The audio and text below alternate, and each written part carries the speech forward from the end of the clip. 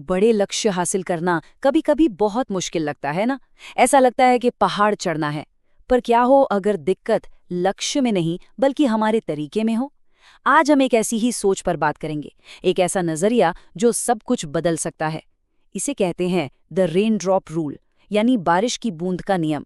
यह हमें सिखाता है कि कैसे छोटी छोटी कोशिशें मिलकर एक बहुत बड़ा बदलाव ला सकती हैं। सोचिए, लक्ष्य है एक पूरा जंगल उगाना, बहुत बड़ा काम है। और हमारा तरीका, हम एक बाल्टी पानी लेकर पहुंच जाते हैं। मतलब हम चाहते हैं कि बस एक ही बार में झटपट कोई बड़ा सा नतीजा दिख जाए, सारी मेहनत एक साथ कर दें और बस जंगल उग जाए। तो ये तरीका अक्सर फेल क्यों हो जाता है? वजह सीधी सी है, जब हमें वो तुरंत वाला बड़ा नतीजा नहीं मिलता तो क्या होता है, हिम्मत टूट जाती है, लगता है सब बेकार है और फिर हम कोशिश करना ही छोड़ देते हैं। ये जो ऑल और नथिंग वाली सोच है ना, कि या तो सब कुछ मिलेगा या कुछ नहीं, यही सबसे बड़ी रुकावट बन जाती है। तो सवाल ये है कि अगर ये सब कुछ या कुछ नहीं वाला तरीका काम नहीं करता तो फिर करता क्या है? यहीं पर एक बिल्कुल नया नजरिया आता है, और वो है बारिश की बूंद का नियम। इस नियम की बुनियाद एक बहुत ही सिंपल से आइडिया पर है। सोचिए, बारिश की एक अकेली बूंद क्या लगती है? कुछ भी नहीं, बिल्कुल मामूली। लेकिन जब अरबों खरबों बूंदें एक साथ एक ही जगह पर लगातार गिरती हैं, तो वो क्या कर सकती हैं? वो मजबूत से मजबूत चट्टानों को काटकर गहरी घाटियां बना सकती हैं। यही तो है छोटी छोटी कोशिशों की असली छिपी हुई ताकत। तो फिर ये बारिश की बूंद का नियम है क्या? टेक्निकली ये एक सीधा साधा सिद्धांत है कि जब हम छोटे छोटे काम लगातार बार बार करते रहते हैं तो समय के साथ एक ऐसी जबरदस्त मोमेंटम, एक ऐसी गति बन जाती है जिसे फिर कोई रोक नहीं सकता। और यही गति हमें बड़ी बड़ी मंजिलों तक पहुंचाती है। सीधी सी बात है, ये बाल्टी वाली सोच से हटकर बूंद वाली सोच को अपनाने जैसा है। सुनने में तो ये सब बहुत अच्छा लगता है ना? पर सवाल ये है कि क्या ये सच में रियल लाइफ में काम करता है? चलिए इसे समझने के लिए एक कहानी देखते हैं। मिलिए आरव से।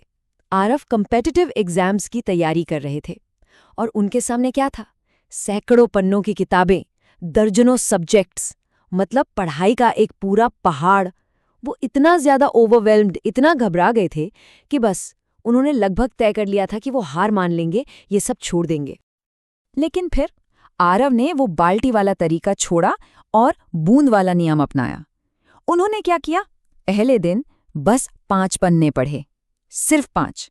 1 महीने बाद 140 पन्ने पूरे हो चुके थे, और जब एग्जाम का दिन आया तो नतीजा क्या था? आरव का नाम टॉप 10 में था। सोचिए, वो छोटी छोटी रोज की कोशिशें जुड़कर कितनी बड़ी कामयाबी बन गईं। तो आरव की इस कामयाबी से हम क्या सीख सकते हैं? इसके पीछे सिर्फ 3 बहुत ही आसान से कदम थे। नंबर 1, बाढ़ नहीं, बूंद चुने।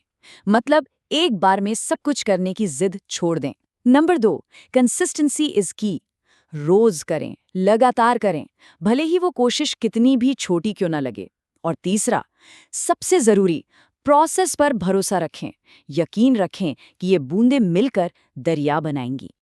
आरव की कहानी से ये तो साफ है कि लगातार कोशिश करना कितना जरूरी है। लेकिन इसमें एक और चीज छिपी हुई है, और वो है धैर्य, पेशेंस। कभी कभी तरक्की होती है पर दिखती नहीं। इस छिपी हुई प्रोग्रेस को समझने के लिए प्रकृति के पास एक शानदार मिसाल है, जिसे कहते हैं द बैम्बू प्रिंसिपल, यानी बांस का सिद्धांत। 5 साल, जी हाँ, पूरे 5 साल। जब बांस का बीज बोया जाता है तो 5 साल तक जमीन के ऊपर कुछ भी नहीं दिखता, एक पत्ता तक नहीं। ऐसा लगता है कि कुछ हो ही नहीं रहा। लेकिन सारी ग्रोथ, सारी मेहनत जमीन के नीचे चल रही होती है, जहां हमारी नजरें पहुंच ही नहीं सकती। और फिर 5 साल की उस खामोशी के बाद जो होता है वो किसी जादू से कम नहीं। कुछ ही हफ्तों के अंदर वही बांस 80 फीट की ऊंचाई तक पहुंच जाता है। ये हमें क्या सिखाता है? यही कि सबसे जरूरी तरक्की, सबसे जरूरी काम अक्सर पर्दे के पीछे होता है। वो खामोश मेहनत जो नतीजे दिखने से बहुत पहले लगातार की जाती है। तो इस पूरी बातचीत का सार, इसका निचोड़ बस एक लाइन में है। बड़ा बदलाव कुछ और नहीं बल्कि छोटे छोटे बदलावों को लगातार दोहराना है। हर छोटी आदत, हर रोज का छोटा सा फैसला, हर वो एक बूंद मायने रखती है। तो अब सोचने वाली बात यह है कि जो भी बड़ा लक्ष्य है, जो भी सपना है, उसके लिए वो पहली बारिश की बूंद क्या हो सकती है? वो सबसे पहला, सबसे छोटा कदम जो एक बहुत बड़े बदलाव की शुरुआत कर सकता है।